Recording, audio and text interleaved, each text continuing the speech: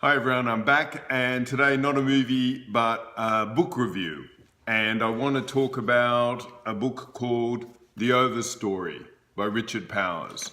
And if you've heard that name, especially if you're an American, it would have been because it won the 2019 Pulitzer Prize, but it was also shortlisted for the 2018 Booker.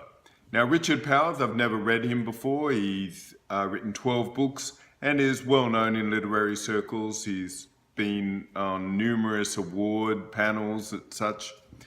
Now, he famously is one of these kind of genius guys. He got a MacArthur grant at some point, and there's a very famous story which is just, I find, so depressing because, of course, I never would have the guts to do this.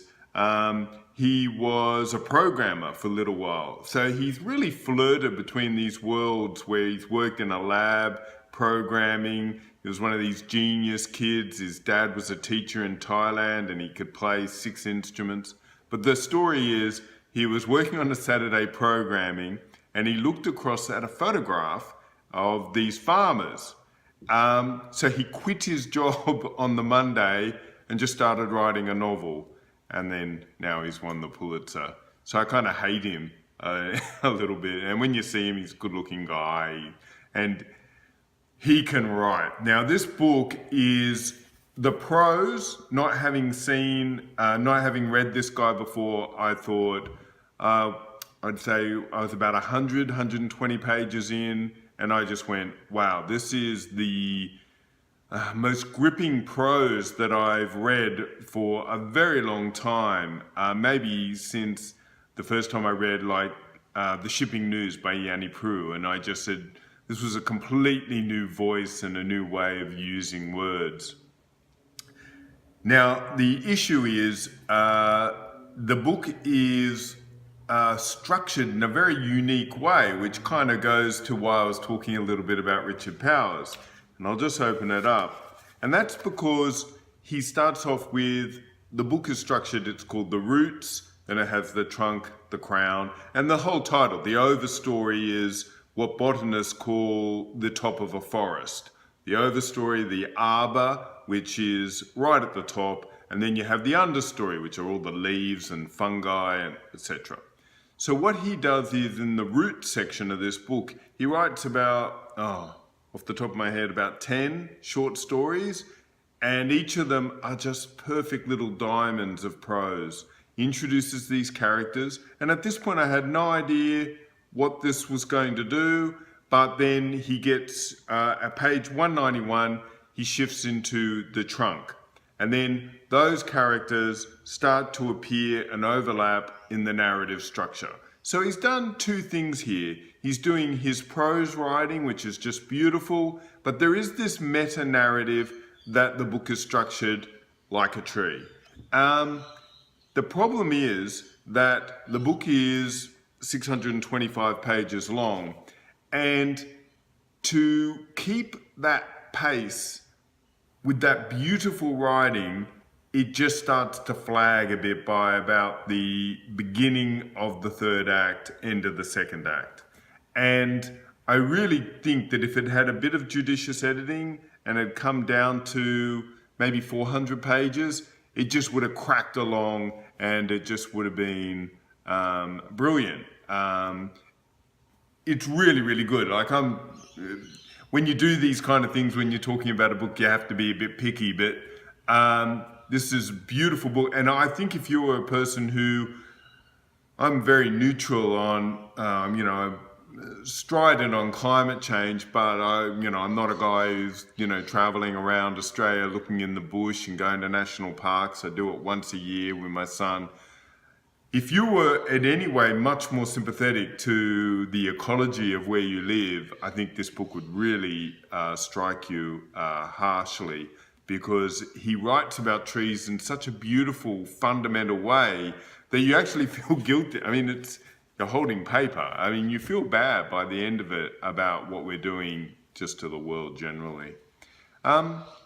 He has got some criticism, which is that he is seen as someone who is a little bit removed.